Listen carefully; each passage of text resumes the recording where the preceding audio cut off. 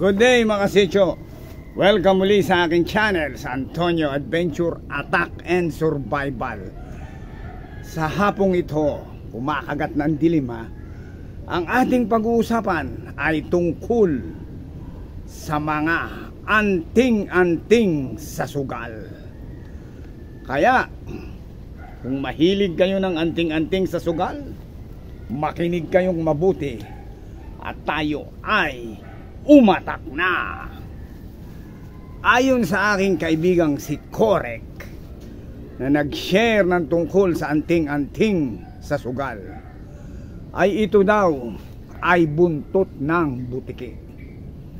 Yung buntot ng butiki na magkasanga, ganyan ang korte, ibig sabihin dalawang ganon yan. Pag ikaw daw ay nakakita ng ganong klase ng butiki, yun ay napakaswerte. Huhulihin mo siya ng buhay, at oras na siya ay mahuli mo ng buhay, puputulin mo lang yung buntot at pakakawalan muli ang butiki.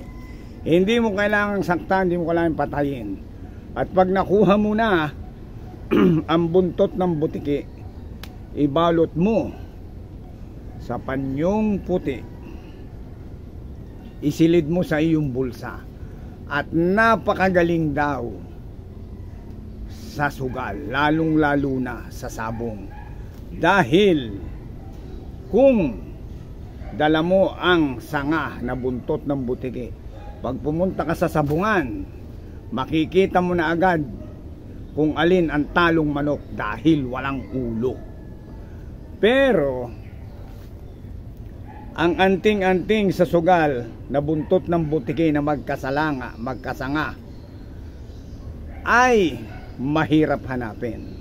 Pero kung ipagkakaloob sa iyo ng kalikasan ang anting na anting sa sugal na ito, ay para ka lamang humingi ng candy. Yun daw ay kung meron kang bukal na kalooban, sabi sa akin ng kaibigan kong si Corex. At kung makita mo itong butiki sa kisame ng bahay nyo, sa dingding, o somewhere sa bahay nyo, o naglalakad ka sa medyo gubata, nakita mo sa puno, hindi tatakbong butiki, kusang magpapahuli. Makukuha mo, puputulin mo ang buntot at pakakawalan mo na si butiki. Yun daw ay kung talagang pagkakalooban ka ng galing. Ito na ngang anting-anting sa sugal sa sanga na buntot ng butiki. Kaya maghanap na kayo at baka ito na ang swerte nyo. At ang pangalawang anting-anting sa sugal ay ito namang baraha.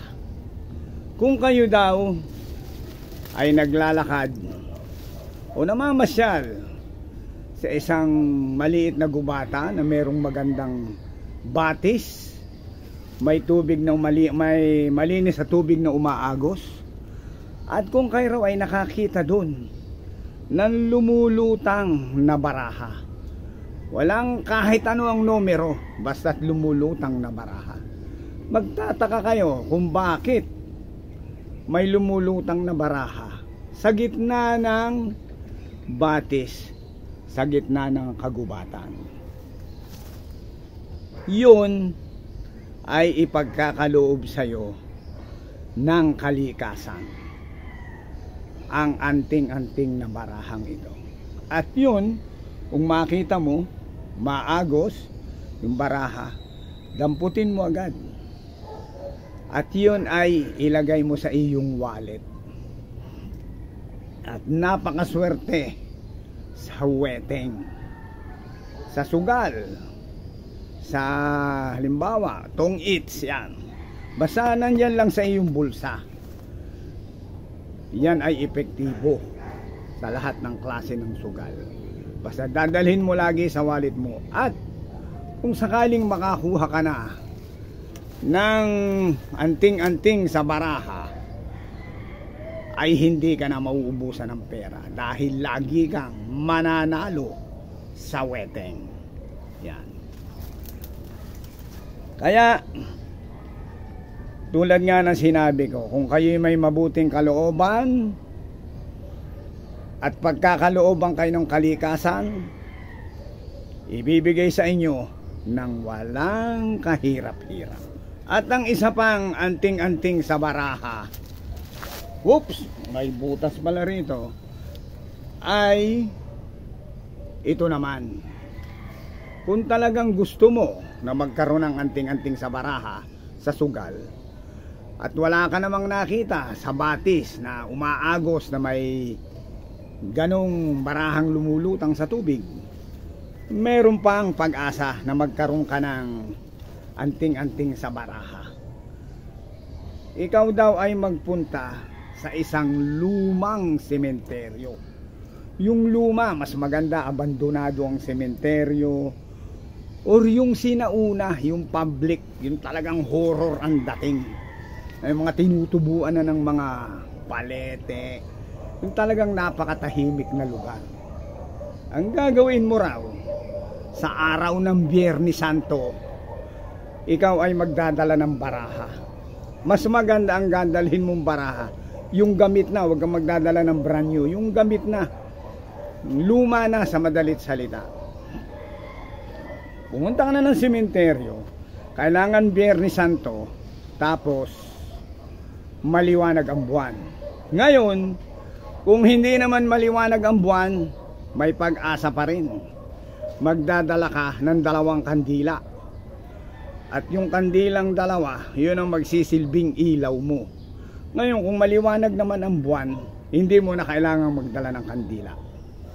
So ngayon, pumasok ka na doon sa pinakang gitna ng sementeryo. Nandudong ka na sa loob. At ngayon ay ikaw ay hahanap ng isang nicho. Pwesto ka doon. At kakausapin mo na ang mga kaluluwa ng mga namatay na tao. Sino sa inyo ang gustong lumaban sa akin ng tong-its? Lumaban sa akin ng blackjack? O lumaban sa akin ng lucky 9? Ihahanay mo ngayon ng baraha sa ibabaw ng nicho. At habang hinahanay mo yung baraha, maghintay ka, walang gumagalaw, kunin mo ulit, balasa uli, hanay na naman. At habang ginagawa mo yun, kailangan kausapin mo ang mga kaluluwa. At habang kinakausap mo ang kaluluwa, ang sasabihin mo sa kanila, sino sa inyo ang magaling sa sugal? Nung nabubuhay pa, labanan ako ngayon. Basta kausapin mo sila. Isa ka lang doon sa sementeryo, ha? Yun ay kung matapang ka. At kung pagkakalooban ka ng kaluluwa ng anting-anting sa baraha, sa sugal, walang hirap ipagkakaloob sa'yo. So ngayon na nga, nandun ka na sa ibabaw ng nicho, tuloy ang balasa ng baraha, tuloy ang patong. Ngayon sa maghihintay ka, maliwanag ang buwan, kitang kita mo ngayon. Ngayon kung walang liwanag ang buwan, 2 kandila ititirik mo, at yun ang iyong ilaw. Pero kailangan Biyernes Santo mo gagawin yan. Ito'y ayon sa kwento ng kaibigan kong si Corex. Ngayon, nung nagsusugal ka na, salita ka ng salita, o sino sa inyo ang gustong lumaban sa akin ng sugal? Yung mga kaluluwa, o lapit kayo dito, mga kaluluwa. Maya-maya, sa salita mo, sa paghihintay mo, biglang ang isang barahang nakataob ay tumihaya. Or gumalaw, umiba ng posisyon. Diba, nakaganyan yung baraha, tumagilid na ganon, tumumba, sabay takutin mo na yung barahang yun at tumakbo ka na sa palabas ng sementeryo. Kailangan meron kang tinatawag na escape route. Kung saan ka pumasok, doon ka rin lalabas. Dahil once na hawak mo na ang baraha na ito, pilit aagawin sa'yo, babawiin ng mga kaluluwa. Pero once na yun ay hawak mo na at ikaw ay tumakbo, hindi na nila yun makukuha. Ang problema nga lang, may hahawak sa iyong kamay na ubod ng lamig. may hawak sa paa mo, naubod ng lamig. Paigay na takot at nabitawan mo, wala ang anting-anting. Pero kung nakalabas ka ng sementeryo habang hawak mo si bara, kahit magusot, basta hawakan mo, wag mong bibitawan, at nakalabas ka na, hindi ka na hahabuli ng mga kaluluwa. Sa'yo na ngayon ang barahan na ito. Ito ay isisilid mo rin sa iyong wallet. Pumunta ka sa sabungan, makikita mo ang manok. Ang matatalo, walang ulo, automatic yan. So doon ka na lang tataya sa may ulo. Kung tataya ka sa weteng, kahit anong numero, pwede, laging taob ang bangka. At kung ikaw may pupunta sa mga kasino sugalan, lagi kang mananalo. Pero ito ang dapat mong gawin. Tuwing mananalo ka raw na sugal, ang dami mong pera, kailangan mamimigay ka, magbabalato ka. Huwag yung puro kabig. Dahil kung puro kabig at magdadamot ka, mawawala na lang yung anting-anting mo sa baraha nang hindi mo alam. Kaya nga, ang mga anting-anting na ito, kailangan meron ka ring mabuting kalooban. So mga kasidyo ko, sana nagustuhan nyo ang aking mga anting-anting sa sugal na tips.